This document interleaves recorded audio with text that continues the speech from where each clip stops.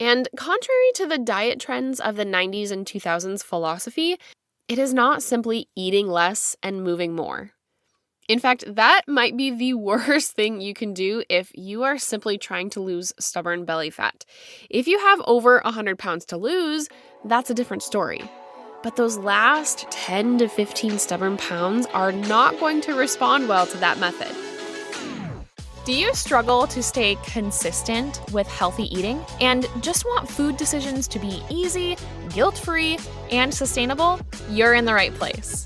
I'm Chelsea, nutritionist and fitness coach who overcame restrictive yo-yo dieting and body image insecurities using simple nutrition tools, all backed by biblical principles. And now I help women like you find that same freedom with food so you can feel confident in the look and health of your body for decades to come. I'm ready to dive in with you. So open your notes app and let's go. We both know that consistency is the key to getting results, right? It's true with anything we do over and over and over again. Eventually, we get so good at it that it becomes second nature and doesn't feel like hard work anymore.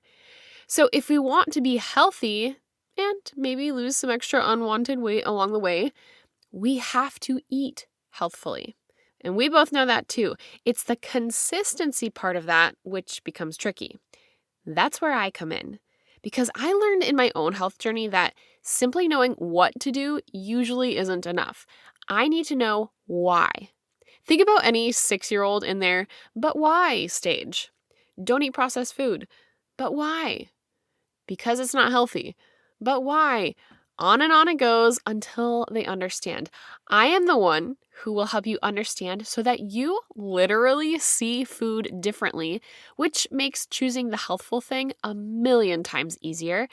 And before you know it, you are consistent as heck, which means the body you've been wanting will honestly just fall into place. I have experienced it firsthand, and I've helped hundreds of others do just that. No quick fixes. We are talking lasting changes. If you are ready to finally have a plan that you can stick with for the long haul that actually works, go to coachrain.com/strategy to book your 1-hour coaching session with me, and I will write the exact plan to get you there based on where you are right now. That's coachreign.com/strategy, and let's make consistency your middle name. And now, welcome to Nutrition for Christian Women. How to lose belly fat for good. I recently was chatting with an old friend, and her weight loss/health journey came up in conversation. And this is a question that she asked me. She has been frustrated for years trying to lose that stubborn 10 to 15 pounds around her midsection and was basically begging me for the secret.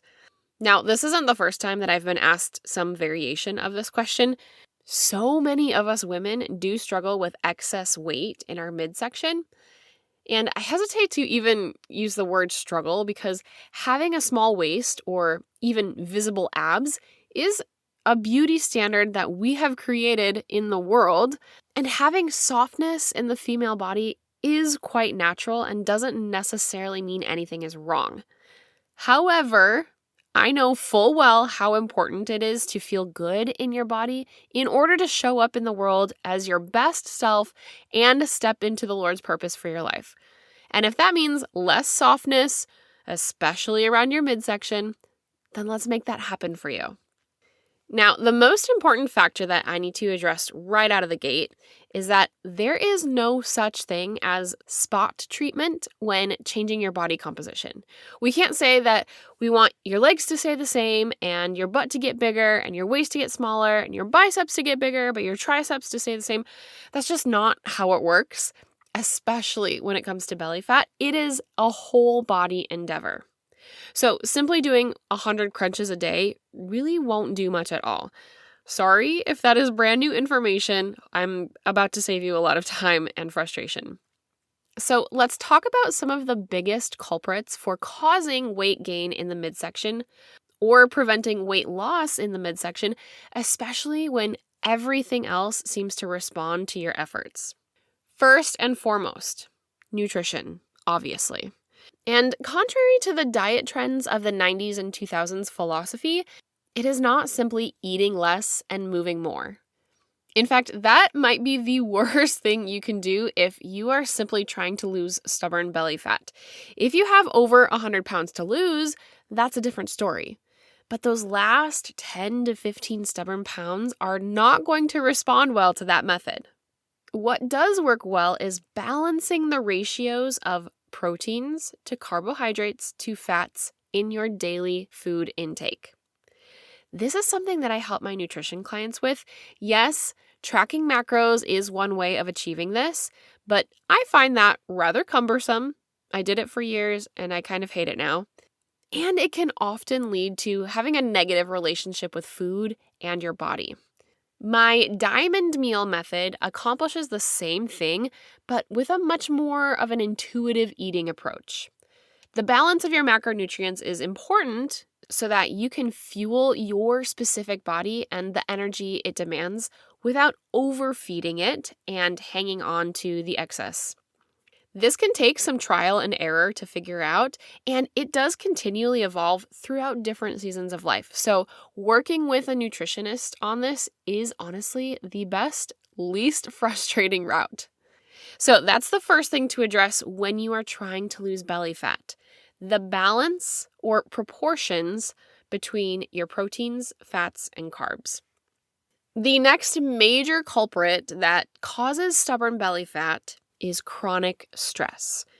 We all know we are ultra stressed out, and frankly, talking about stress is actually stressful. I hate doing it, but here's what happens in the body. When we are constantly in that fight or flight mode, our body pumps cortisol through our veins. Cortisol, you've probably heard of it. It is a stress hormone, but it's actually a good thing to have. It's what wakes us up in the morning. Cortisol is at its highest when we wake up and then steadily decreases throughout the day as melatonin rises, which then allows us to sleep. We need that teeter-totter balance in order for our circadian rhythms to work effectively. It's also good to have cortisol from a survival standpoint. It helps keep us on edge when danger is around. It piques our senses in case we need to flee from a predator, run from a fire, or anything that could potentially hurt us. Without cortisol, we are much more prone to injury. However, because cortisol is paired with survival instincts and stressors, it assumes you need energy to burn and raises your blood sugar levels, which also causes more insulin to be released. And over time, repeated release of high insulin levels actually encourages fat storage. And then the fat cells in your abdominal region are more receptive to that storage than other places in the body. Insulin resistance can lead to type 2 diabetes, and both of those are chronic stressors that are commonly linked to an increase in belly fat. Okay. So we know we need to reduce our stress. This isn't news to any of us. But how? Everything on our to-do list still needs getting done in the 24 hours we've been given each day. Well, the first place that I address this with my nutrition clients is in their sleep hygiene. For those of us stuck in the hustle and grind trap, understand that inadequate sleep, and I'm not talking just time asleep, but the quality of sleep that you're getting, is often the catalyst for all of the things that we are trying to fix. Sleep is when your muscle recovery happens from workouts and honestly everyday life.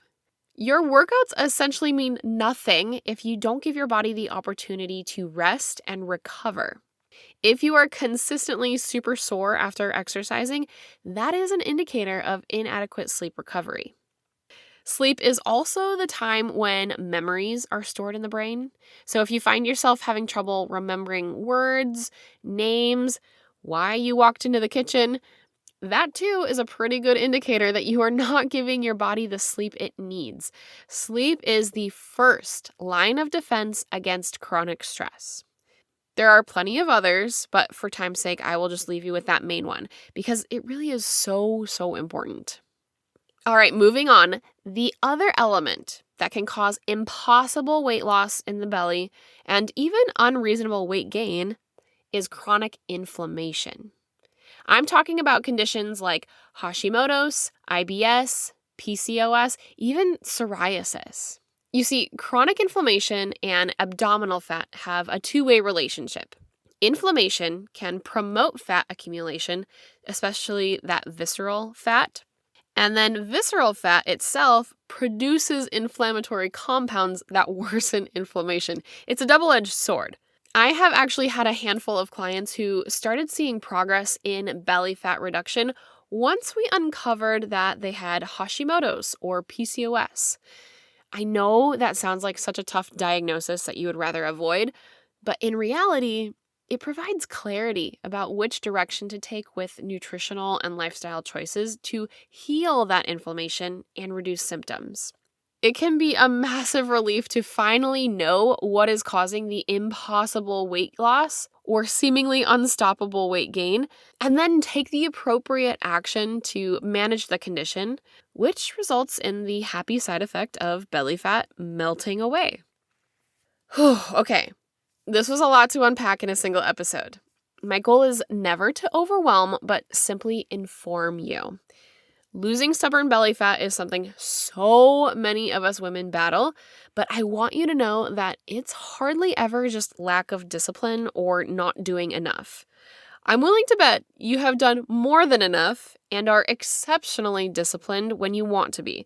But diet culture has taught us that having a slender midsection can only be achieved by eating less and exercising more, which just simply isn't true for the majority of us. It is far more nuanced than that.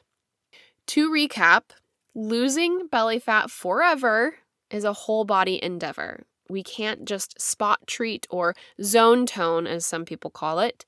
It is an all-in effort. It requires finding the right balance of proteins to carbohydrates to fat for you and your lifestyle, and a high level of consistency with that. It is also worth auditing your life stressors and ability to rest and recover from them. And finally, checking to see if you have chronic inflammation that leads to a more specific protocol to heal or remedy, such as PCOS or Hashimoto's. If you are trying to lose belly fat once and for all, but are frustrated by all the effort you've put in that hasn't worked, I hope this was helpful and brought some clarity to you.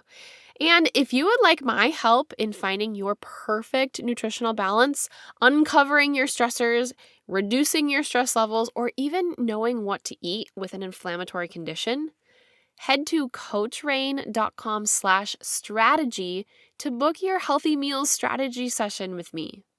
Imagine having someone in your corner who can uncover the mystery, hold you accountable, and finally get the body you've been wanting.